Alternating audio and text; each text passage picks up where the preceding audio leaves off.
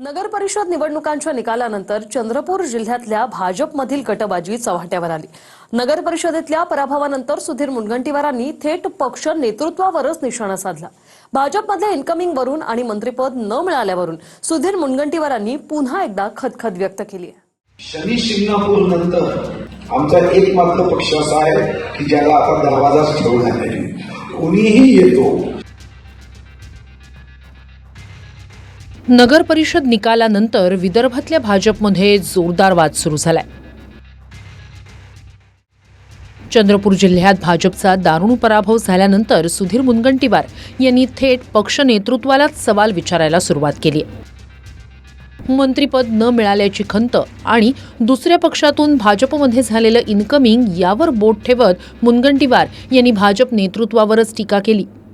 शनी शिंगणापूर नंतर आमचा एकमात्र पक्ष असा आहे की ज्याला आता दरवाजाच ठेवला नाही, कुणीही येतो।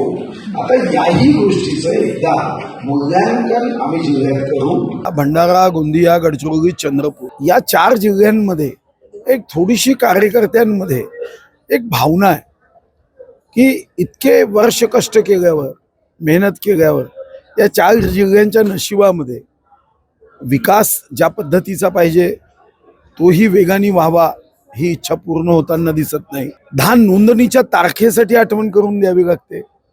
CCI कापूस खरेदीसाठी वारंवार पाठपुरावा करावा लागतो।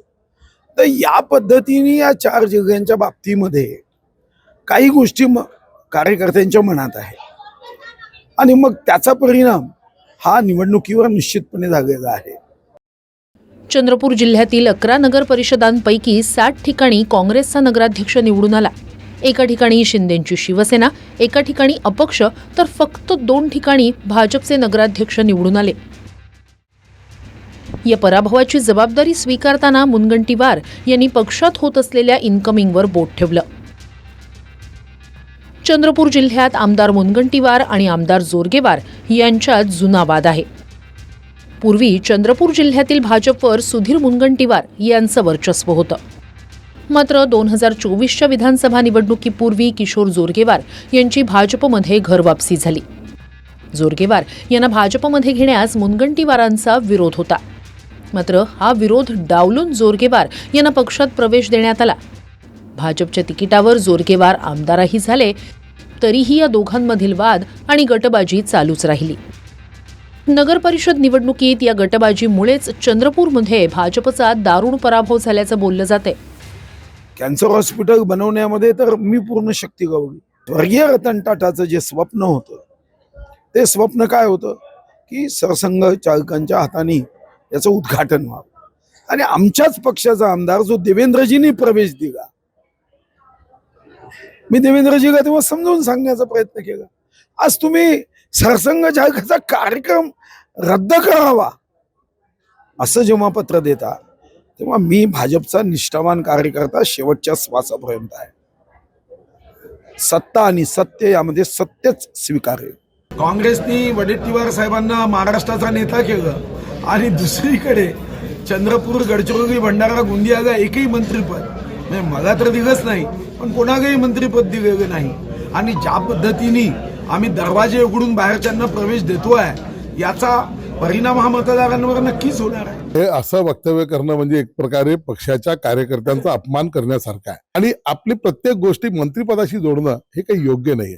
जर असं असतं तर अनेक मंत्र्यांचे कुटुंबीय या ठिकाणी पराभूत झालेले आहे। दोन्ही लोकसभा मंत्रिपद असताना आपल्या ठिकाणी पराभूत झालेलं आहे। माननीय मुनगंटीवारजी स्वतः मंत्री असताना पराभूत झालेले आहे। त्याच्यामुळे अशा प्रकारचं वक्तव्य करणे, कोणतीही गोष्ट घडली की ते पक्षा म्हणजे आपल्या त्या मंत्रिपदाशी जोडणं हे काही योग्य नाहीये। 96 मध्ये शांतारामजी पोटके मंत्री होते आणि ते मंत्री असताना मी जिंकलो होतो। आता 19 मध्ये मी मंत्री होतो तेव्हा काँग्रेस जिंकली होती।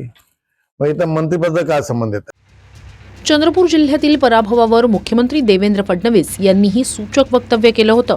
सुधीर मुनगंटीवार यांना ताकद कमी पडली असेल तर महापालिका निवडणुकीत त्यांना ताकद देऊ असं फडणवीस म्हणाले होते। सुधीर भाऊंना कुठली ताकद कमी पडली असेल तर त्याची भरपाई ही आता महानगरपालिकेच्या निवडणुकीत आम्ही देऊ।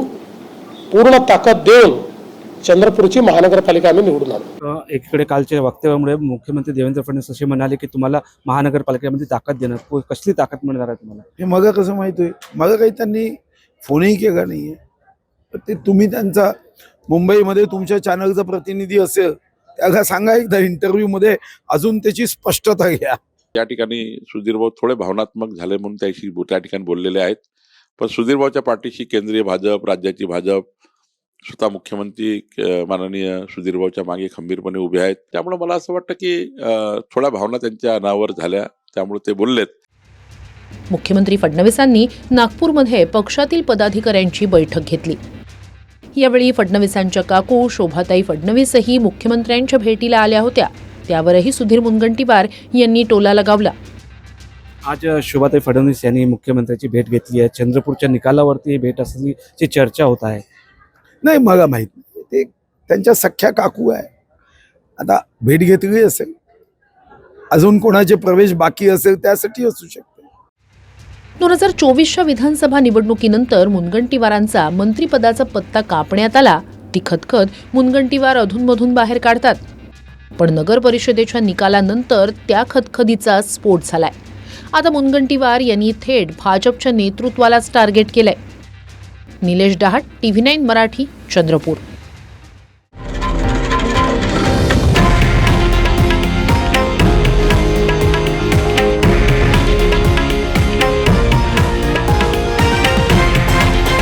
हे आहे देशातील नंबर 1 न्यूज नेटवर्क आणि आपण पाहत आहात TV9 मराठी, एकमेव.